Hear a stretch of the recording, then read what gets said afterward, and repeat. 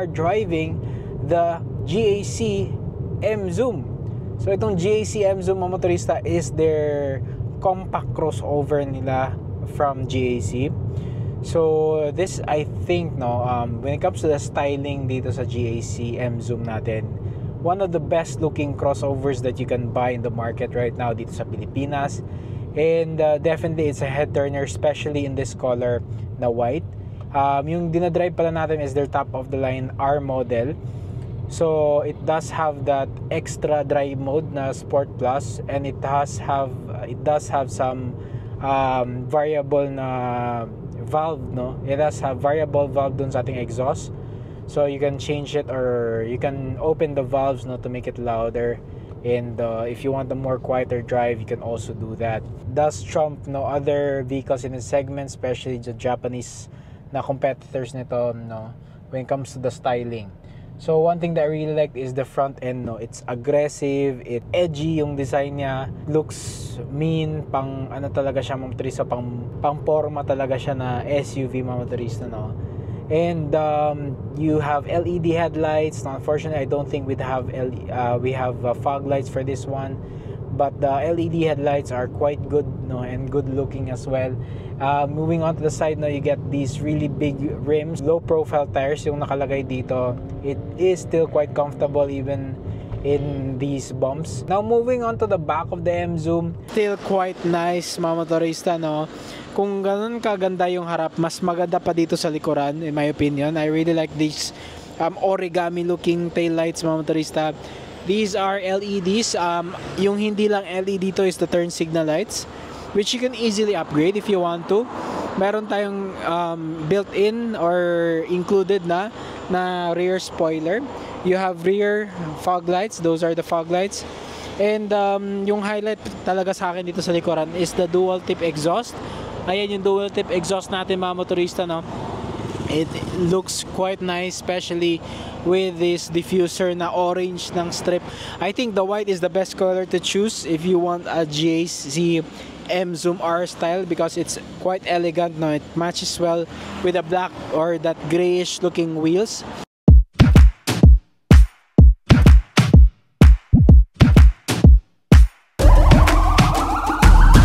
This is the moment we waited for.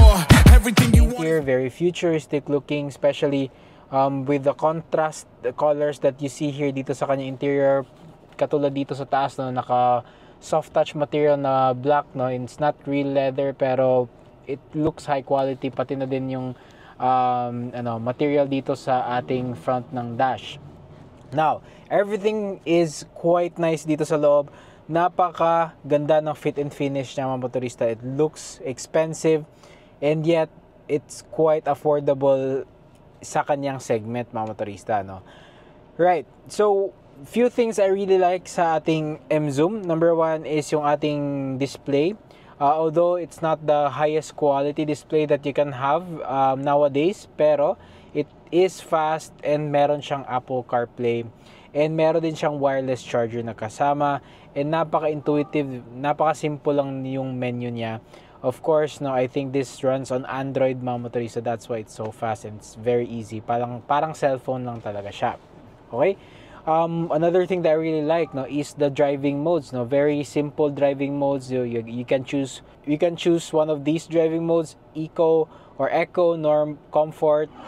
Ayan, meron tayong Sport and Sport Plus, which opens up the exhaust mga motorista yung ating Sport Plus, no. It makes the M-Zoom sound louder sa kanyang exhaust, no. Parang meron siyang baffle doon, tas naka-open siya ngayon. So it's really, really nice, no. I really like na meron tayong physical buttons for your air conditioning system, and you also get your rotary knobs for the cooling and also the fan speed. Meron tayong wireless charger, meron tayong shifter, and also electronic parking brake with auto hold. Meron tayong cup holders right here. Dito sa steering wheel natin is a flat button steering wheel. It is the same steering wheel dun sa ating sedan version nitong M-Zoom mga motorista, no. You have lots of technology here: automatic wipers, automatic headlamps. I think auto high beams is here as well. So kita nyo din sa kanyang screen na it has a lot of features built into the display.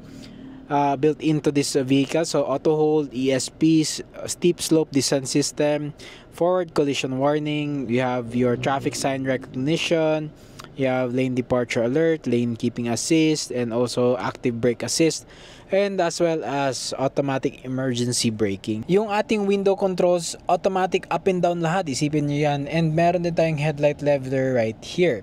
You have this DTS sound system na kasama na din for this R model. So when it comes to practicality, no, so tignan natin, meron tayong glove compartment here. Ayan, so it's damp. And dito din, no, meron tayong malaking compartment dito sa center natin.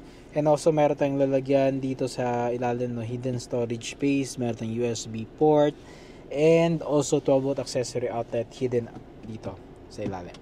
Ito yung ating engine push to start button, which is very convenient and easy to find. Okay, so ayan yung interior ng ating GAC M-Zoom dito sa harapan. Ngayon naman mga motorista, punta tayo sa likuran, tignan natin yung space. No? When it comes to the passenger space sa likuran ng ating mga driver and passenger front seats, napakaganda niya mga motorista. Actually, it is very spacious. No? Ample legroom, ample tow room, meron tayong air conditioning sa likod, and also meron tayong mga ports dyan. So, the seats are also quite comfortable. I really like the interior color dito na meron siya pagka beige and then combination with the black leather materials.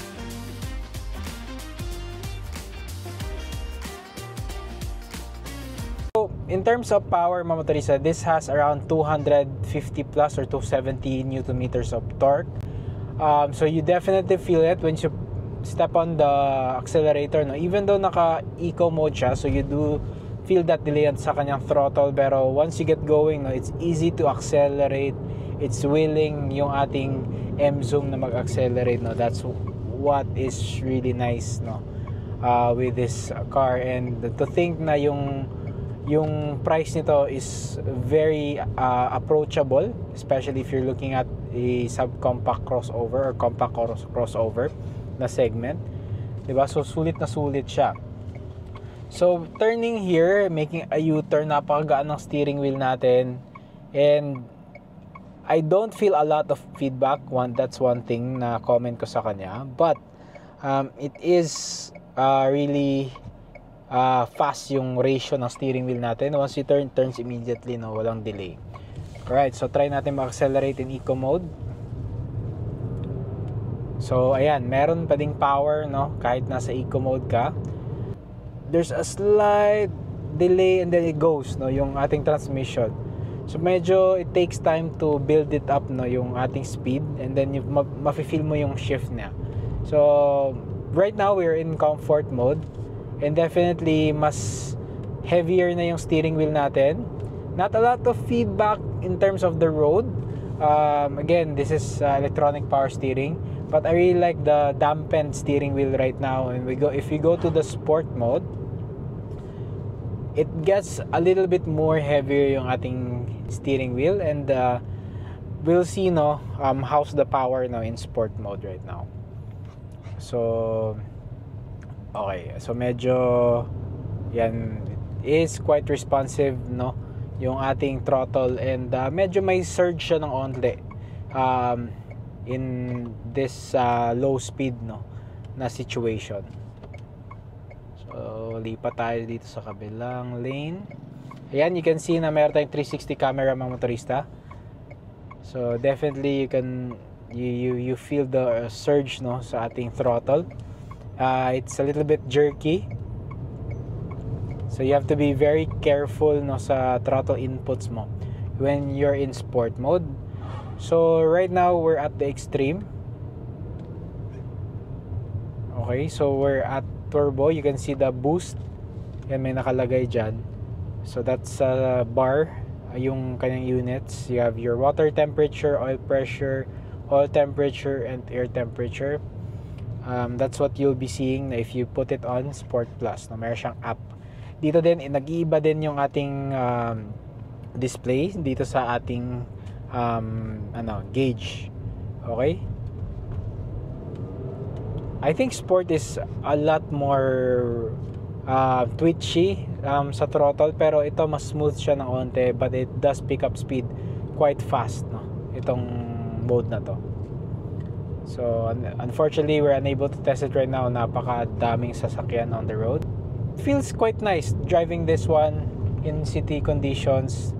Napakatahimik ng makina. You don't feel it, you just feel the push of the turbo once it pulls up. Okay, and then when it comes to the braking system and the brakes feel, it's quite good. No bias mga motorista, maganda yung brakes feel nito. And definitely yan, so onting apak mo lang, bite ka agad, and hindi siya yung parang vague yung feeling once you step on the brakes. So nice, maganda yung modulation, no, when you press on the brakes. And talking about safety, si Emzo mga motorista has the basics covered. So meron siyang ABS, electronic brake force distribution, ISOFIX anchor points for the seats. You have a lot of airbags, no, around 6 airbags in total. You have parking sensors, traction control, stability control, and also meron din tayong advanced driver aids, no, such as adaptive cruise control, lane departure alert. I really like the interior. Tignan nyo naman yung interior na ating M-Zoom. No? I really like the beige color dito sa ating seats in combination with the contrasting black colors. So ayan yung ating GAC M-Zoom. What do you think sa kanya mga motorista? Let me know down sa comments. If you like this video, hit the thumbs up, subscribe, click that notification bell for more videos dito sa ating channel. Once again, this is Adrian, Motorista Adventures, and I'll see you on the next one. Once again, this is Adrian, Motorista Adventures, and I'll see you on the next episode. Bye-bye.